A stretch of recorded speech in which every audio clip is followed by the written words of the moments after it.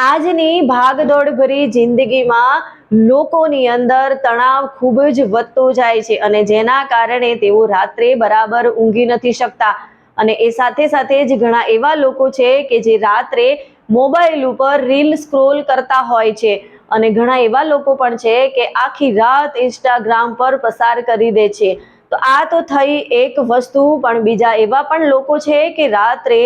ઘણું બધું ઊંઘે છે છતાં પણ સવારે એમને ઊંઘનો પ્રોબ્લેમ રહેતો હોય છે, સતત ઊંઘ આવતી હોય છે, દિવસે કામ કરતા કરતા ઊંઘી જતા હોય છે। તો ખરેખર આ બાબત જે છે એ ખૂબ જ ગંભીર બાબત છે, એને નોર્મલ ના લેવી જોઈએ અને એના માટે આપણે ખૂબ જ સારી રીતે આપણી હેલ્થ ઉપર ફોકસ કરવું જોઈએ અને આપણી ઊંઘને પણ પ્રોપર કરવી ખૂબ જરૂરી છે। જો આપણને દિવસ દરમિયાન અને રાત્રે પણ ઊંઘ આવે છે, મતલબ જરૂરત કરતાં વધારે ઊંઘ આવે છે, 10 થી 11 કલાક આપણે ઊંઘવા જોઈએ છે, તો સમજી લેવું જોઈએ કે આપણને હાઇપરસ્નેપિયાનો પ્રોબ્લેમ છે। તો હાઇપરસ્નેપિયા શું છે એના વિશે જ આપણે આ વિડીયોમાં વાત કરવાના છીએ, તો વિડીયોને એન્ડ સુધી જરૂરથી જોજો। હાઇપરસ્નેપિયા એટલે એવી અવસ્થા કે જ્યાં વ્યક્તિને જરૂરત કરતાં વધારે ઊંઘ આવે છે અને એ સતત મતલબ રાત્રે પણ વધારે ઊંઘે છે અને દિવસે પણ એને કામ કરતા કરતા ઊંઘ આવી જતી હોય છે, દિવસે પણ 1-2 કલાક ના ઊંઘે તો એને ચેન નથી પડતું। તો આ જે પ્રોબ્લેમ છે એના કારણે એ સારી રીતે પોતાનું વર્ક નથી કરી શકતો અને ના તો પોતાની હેલ્થ ઉપર પણ ફોકસ કરી શકતો। એટલે ખરેખર આવી અવસ્થામાંથી બહાર નીકળવું ખૂબ જ જરૂરી છે અને હાઇપરસ્નેપિયાના કારણે ઘણા બધા પ્રોબ્લેમો થાય છે અને હાઇપરસ્નેપિયાના સિમ્ટમ્સ શું છે તો કે આપણને આ પ્રોબ્લેમ છે, સતત ઊંઘ આવ્યા કરે છે, ગમે તેટલું ઊંઘીએ છતાં પણ આપણે ઊંઘનો અહેસાસ થાય છે, એનર્જી ફીલ નથી થતી, થાક નથી લાગ્યા કરે છે, તો સમજી લેવું જોઈએ કે હાઇપરસ્નેપિયા છે। અને એના કેટલાક સિમ્ટમ્સ છે, જેમ કે તમને સતત ચિંતા થયા કરે છે, સતત તમે તણાવમાં રહો છો, ચીડચીડાપણ તમારું વધી ગયું છે, ગુસ્સો તમને વારંવાર આવી જાય છે અને ભૂખનો તમને અહેસાસ થતો નથી, ભૂખ નથી લાગતી અથવા તો લાગે છે તો ઘણી બધી લાગે છે તમને, ખાવાનું પણ મતલબ કે અનહેલ્ધી, મતલબ ખા જ કરો છો, ક્રેવિંગ વધી જાય છે અને એના કારણે તમારી ઊંઘ બરાબર થતી નથી। તો આ બધા જે કારણો છે